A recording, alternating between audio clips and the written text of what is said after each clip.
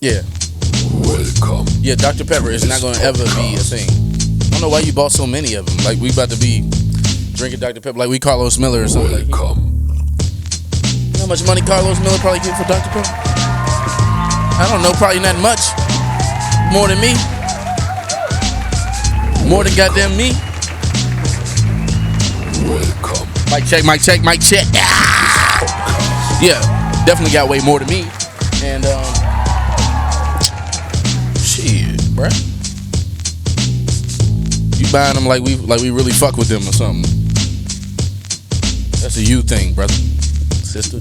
Welcome. It's a you thing. Oh, that shower was good though. Look at me, I'm all refreshed.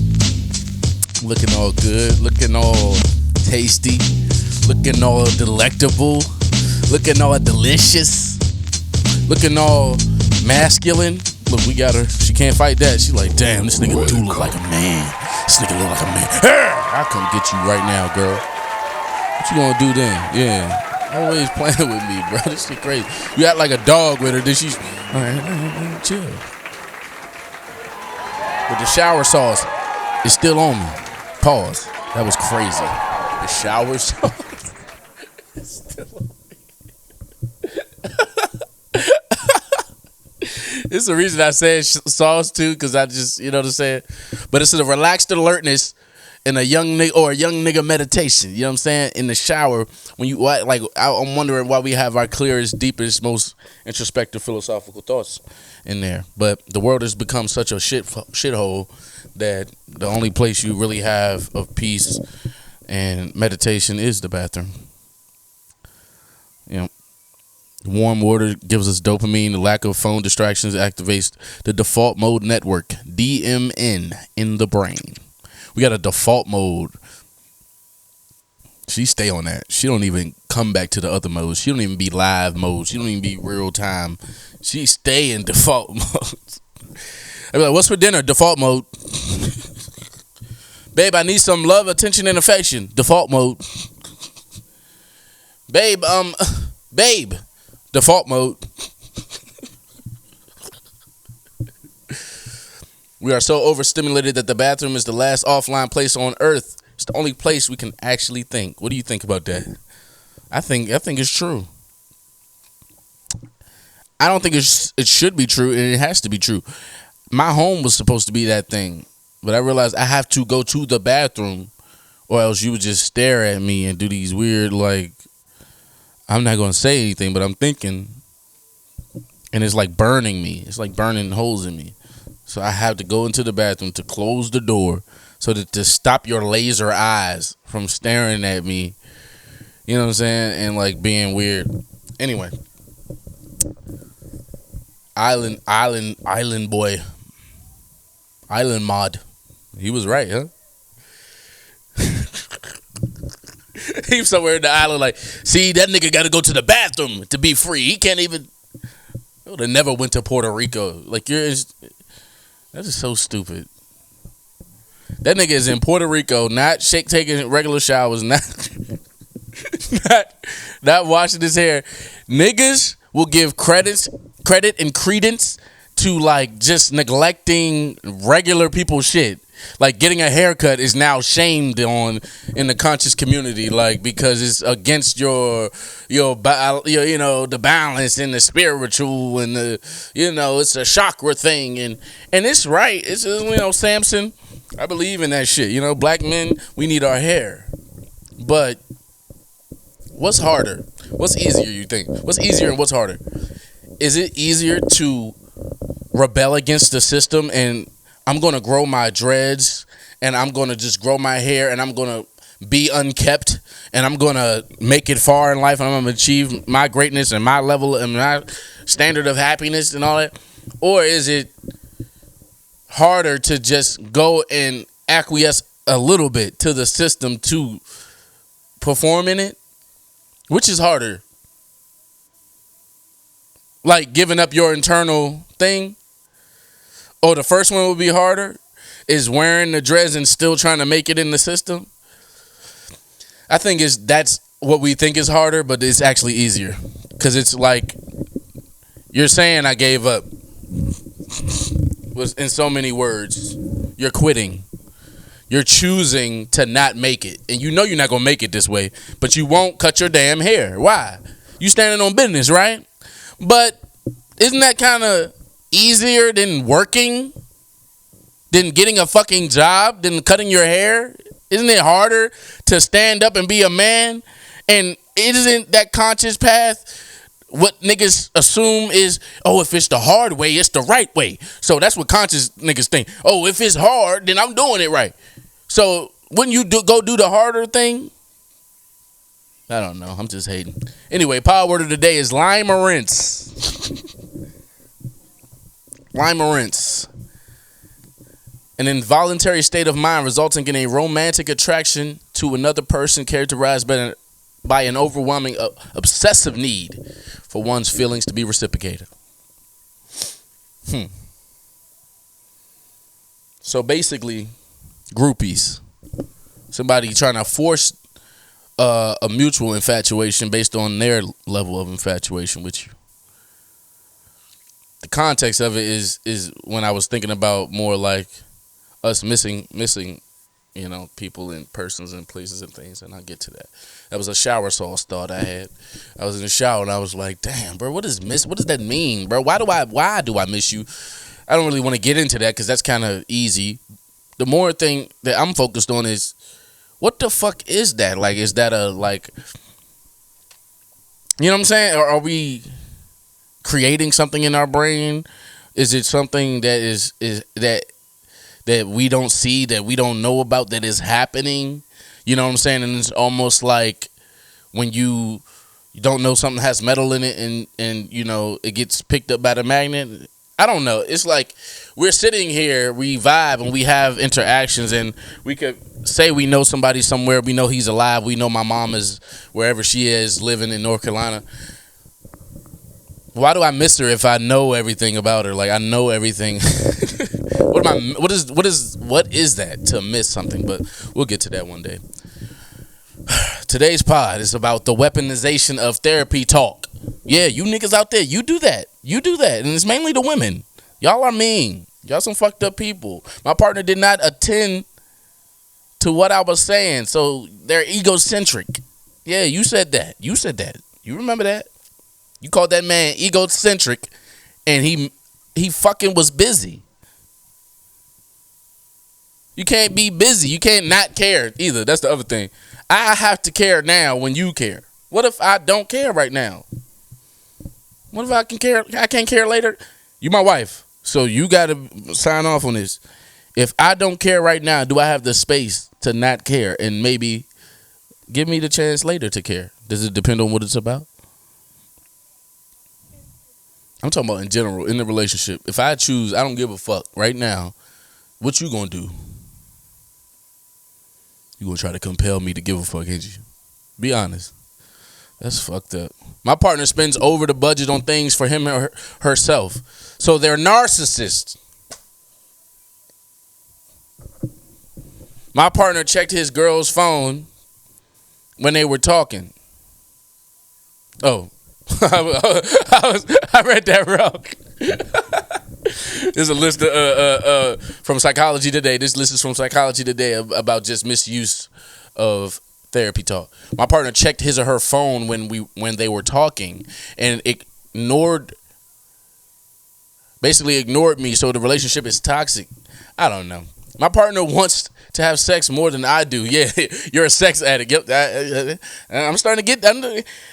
Part of marriage and relationships is sex. So women trying to demonize sex and make it like a thing that is like something you're not supposed to have.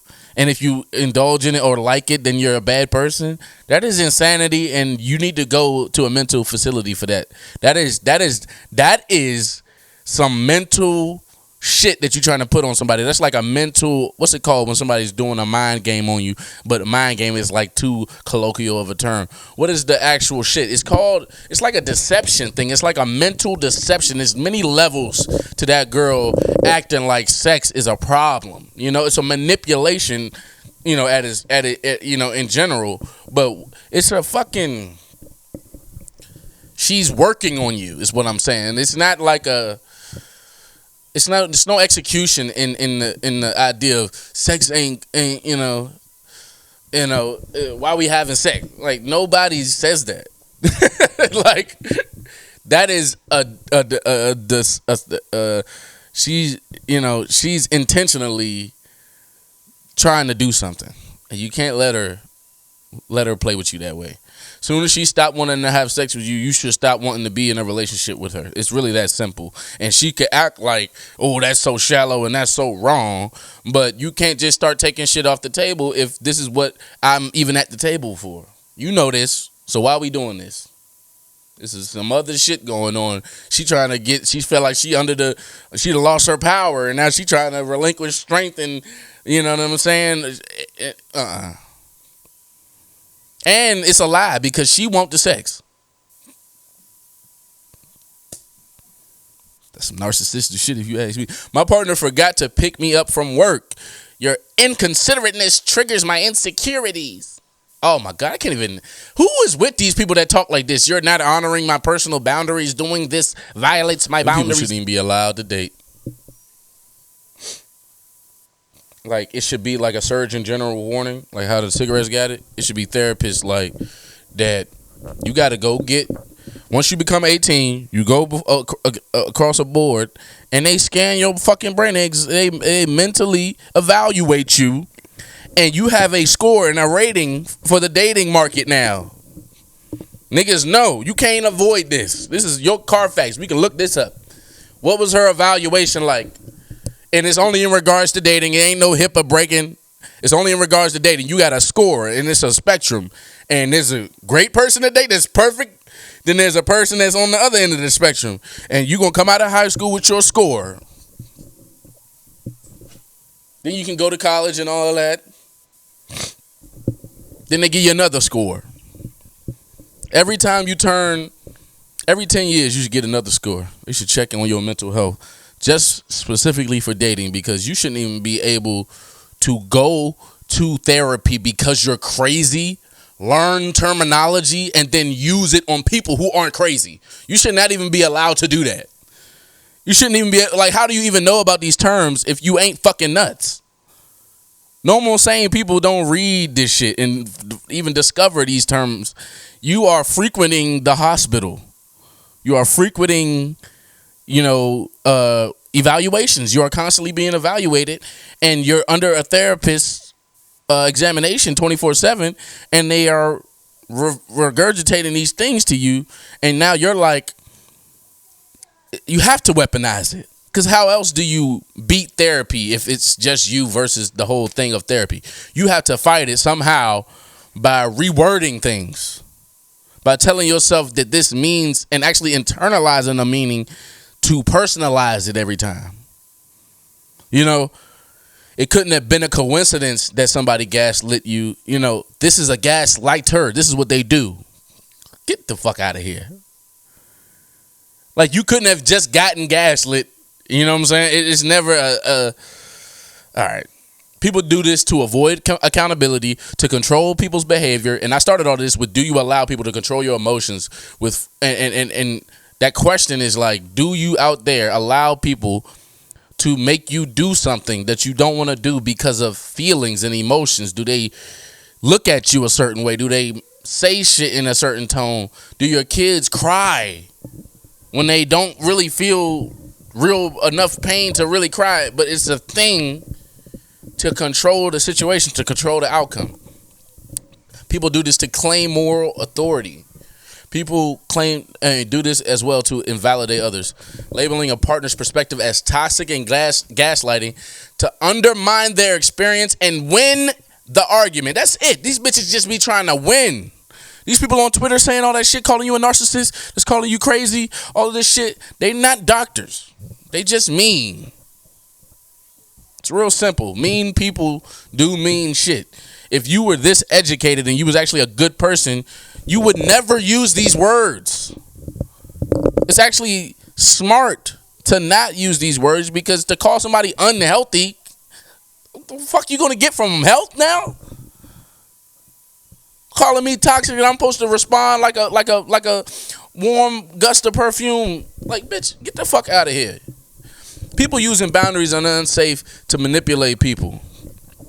That terminology, boundaries and unsafe, I hate that shit. That's getting dangerously close to like when I said that one day they trying to make it illegal to be a black man in America, and really in the world, but they trying to make it illegal to be a black man. So once words like unsafe and boundaries get thrown around, you don't actually have to have what's it called, a concrete thing to attach, accusations to. You can just say, I felt unsafe. I felt all these things that go into the ethos of who knows? It's feelings. Like you could just change and lie about how you felt. If you said something to me and I'm a man and we men and you in my friend group and you make me feel horrible and somebody say, you good? And I'm like, yeah, I'm lying.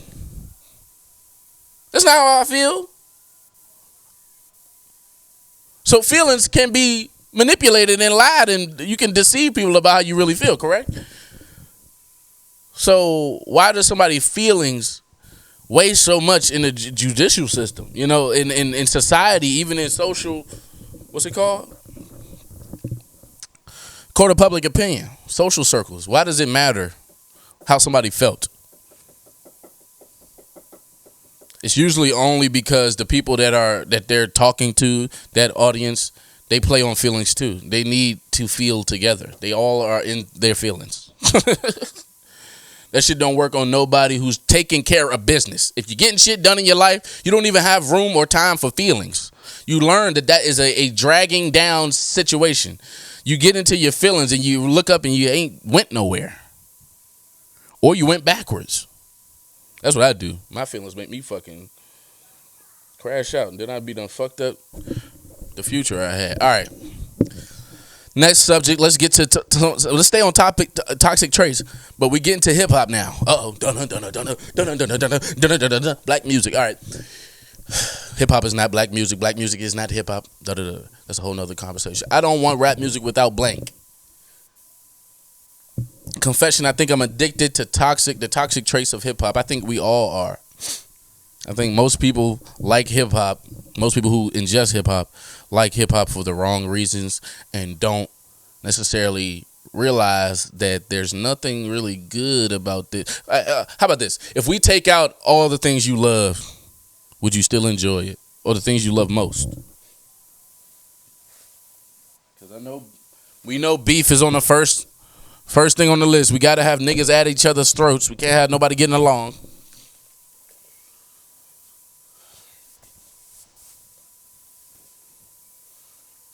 We got niggas can't get along. We got holding each other accountable for your feelings often. No. Holding others accountable for your feelings often. Happens with Drake usually. Those type of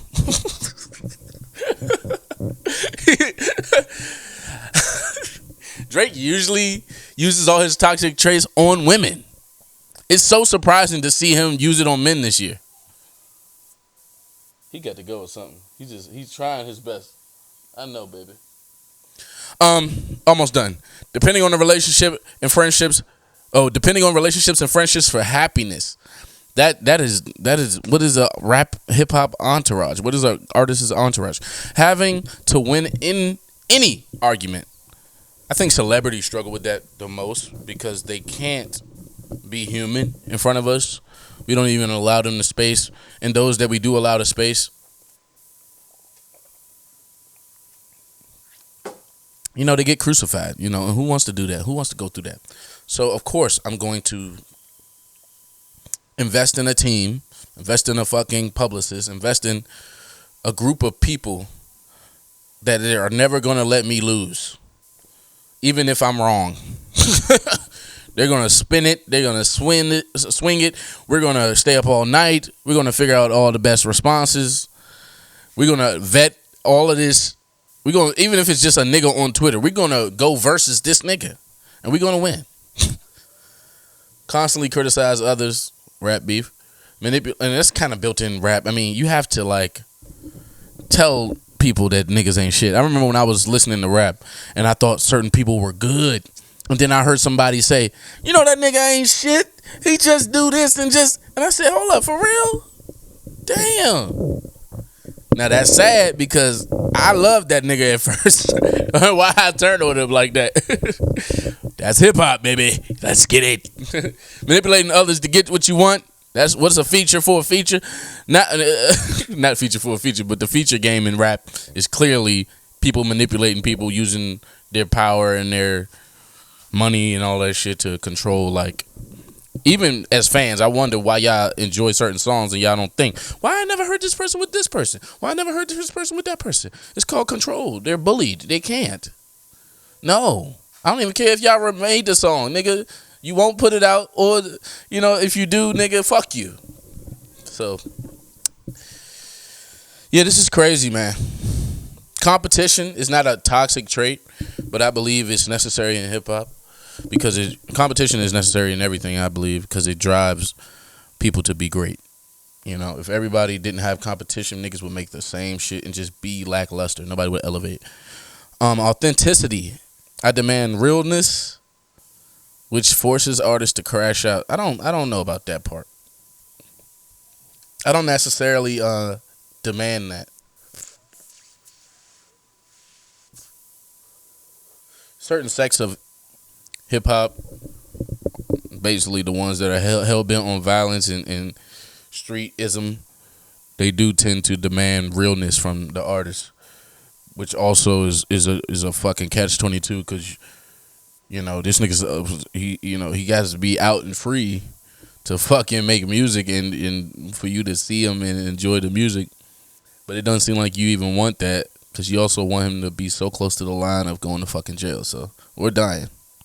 And I remember I told niggas in 8th grade when they came at me about Shy Glizzy, Chief Keef, all these niggas, I said, and this is me lying right now. I'm about to lie right now to trying to swindle the shit I said in 8th grade so it wasn't so much hate. It wasn't really hate. What I was saying was you might have Chief Keef, you might have Shy Glizzy, you might have certain people who make it. But this genre of rap that y'all are enjoying, it saddens me that y'all are enjoying it because don't you want your artist to make it to next week? Like, how are you a fan of somebody that isn't going to be alive tomorrow? Like, how could you enjoy it knowing that it's going to be over soon? And I changed it because I was talking about Chief Keef and Shy Glizzy. Them niggas still here, so salute. I'm glad. And I'm not saying they should have died and none of that. My whole thing is, what are we doing when we're in 8th grade glorifying niggas for killing each other? I don't know. We do love the art, but I think we love the dysfunction more. All these people say it's a gladiator sport. When I hear people say that, and especially when they not black, I be like, okay, know what that means, man. Then go fight. You love to see niggas kill each other, huh?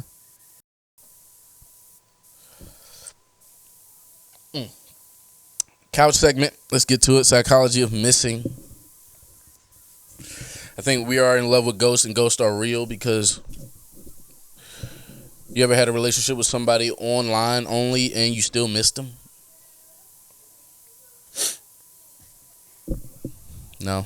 Yeah, not you. You ain't really worldly. You haven't experienced shit. Anyway, I've experienced it, and it's not a missing. It's a you create something in your head. I think you're missing I don't know. There's a presence of a person, whether they're in person with you or not. People have a presence. When it's not there, you feel it, and if you desire that presence, you do miss it. You long for it to come back. Humans are the only species that even acknowledge ghosts or are in love with ghosts, and that's pretty fascinating to me because somebody could be dead and gone, and we still miss them. And animals, nothing else on Earth gives a fuck about something after it dies, but us. And I think it's part of why we have a lot of the issues we have. We looking in the wrong direction. It's like worrying about the wrong thing type shit. You know, because it's a lot of sadness that goes through. People can't eat for weeks and all this shit. Like, it sounds fucked up, but what? What if when your loved one died, that was actually the perfect time for you to get all of your shit done in your life? What if God was like taking them out of the way? You squandered the opportunity grieving, nigga. He gave you your chance to blow up. And you worried about feeling bad, being sad, missing somebody. Let him go. God damn it. Let him go. So now I'm fucking around. The autumn comeback. We biologically crave familiarity. And when the weather gets cold. That makes sense. We don't miss the person. We miss the version of them that loved us. We are missing a phantom.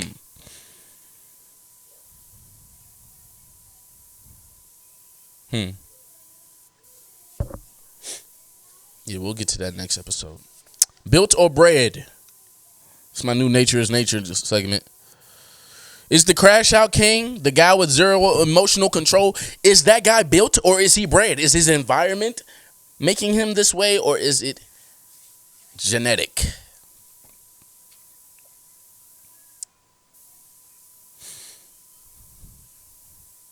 Is his amygdala broken? Is he genetically wired for aggression? Like the white man would say about black men? I don't think that could ever be true.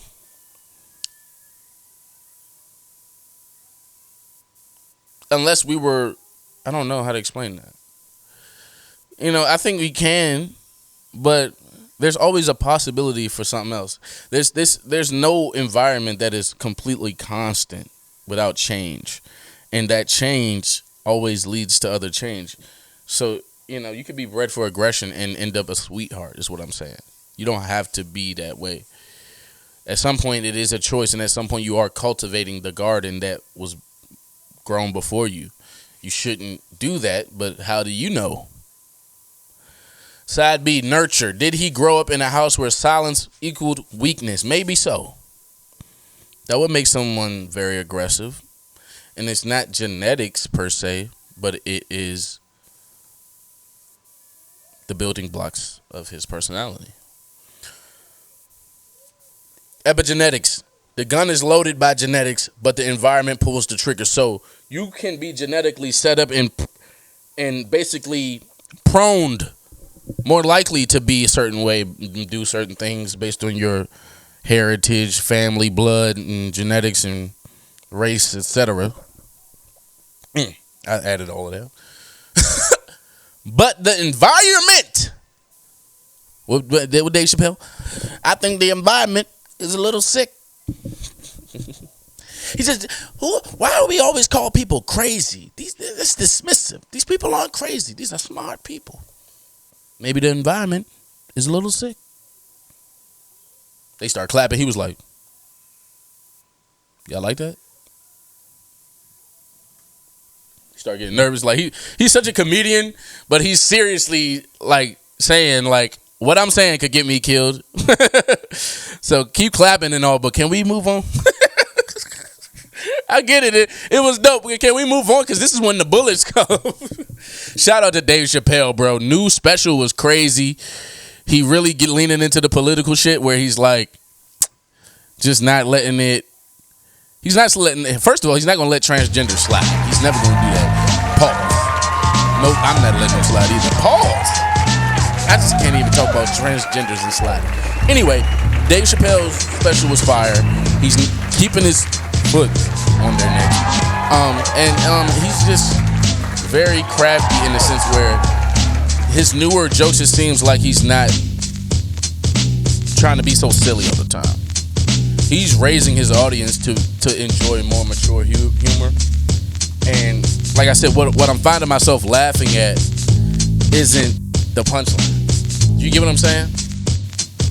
So he ends up talking to you for 45 minutes and said 50 funny things. The punchline wasn't even as funny as you know, like for that, you know. And my immediate hating ass thought was to compare this shit to the Kevin Hart joint. And I know that Kevin Hart joint ain't shit compared to this one. Dave really shows niggas how to make a special. Kevin Hart just seemed like he needed to do some more stand-up and it be big and it be expensive and it be on the TV. That's all it seemed like. It seemed like you just wanted to be seen. It doesn't really seem like a special. You know, Kevin Hart's jokes, I knew this special would be so fucking weak compared to the last one because he's been on a he's been on a down, what's it called? Downcline? I don't know. Decline. He's been on a decline. Downcline. I'm talking about downturn and downside. I don't know. He's been on a decline, and it's not in a skill. He's not losing his talent. What I'm saying is he has a lot more money now and way more deals and way more shit to worry about, and trying to make all that shit funny and be PC at the same time is very hard. And it's funny to people with money. It's not funny to somebody struggling because we like the grit, the grind. Dave Chappelle hasn't lost one bit of his grit, one bit of his grime.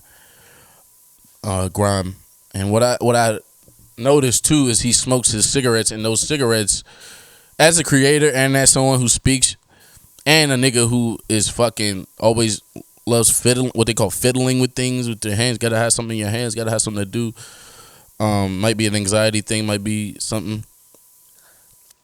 There's a rhythm to his ashing and his inhaling of a cigarette and his. That's why he can stand up there so long. You know, it's almost like when I'm podding and those pills hit me and I realize I've been talking for 15 minutes and I don't remember what I said. But it's because the rhythm. You know, this is. I can recognize that nigga loves what he's doing so much that there's almost like when you're working out and you do a little more than you did last time. It's like you're trying to reach somewhere. You haven't even been there yet, but you've mastered all of this last shit. You know what I'm saying? Like, you used to struggle coming in here. You used to have to sweat just to do the warm up. But now, like, you're so ready to get over there to do that part because you're trying to beat yourself. You get what I'm saying? So it's very interesting to watch him, like, use cigarettes. And I'm just looking at this man's body. I'm like, is he going to die from, like, smoking? He's, like, smoking and drinking. He smoked, like, 7 cigarettes the whole show. You know what I'm saying? So it's just like, he's not going to die. God has his hand on it. It's just so much shit goes into the show, making it a show. Making it a fucking special. You get what I'm saying? You know, I loved the fear that I had for the old people and around the old people in my family that made me think they were going to die from their habits. But they lived. It was something about that on the edge lifestyle that it added a lure to it, you know? And I appreciated it. I don't know. Pod Picks, Be My Wench by Omen. Fathers by Haji Beats. A Lover's Plea by Marvin Gaye. Tales by Schoolboy Q. Quickie by Ghetto Boys. The Rondo Show podcast is here to stay every week. YouTube, Patreon, let's get it. All podcasting platforms. Like, subscribe, comment, rate the show. 5 stars, 4 stars, no stars. Please, let's get it. Rondo Show podcast, episode 171. Out. Love you.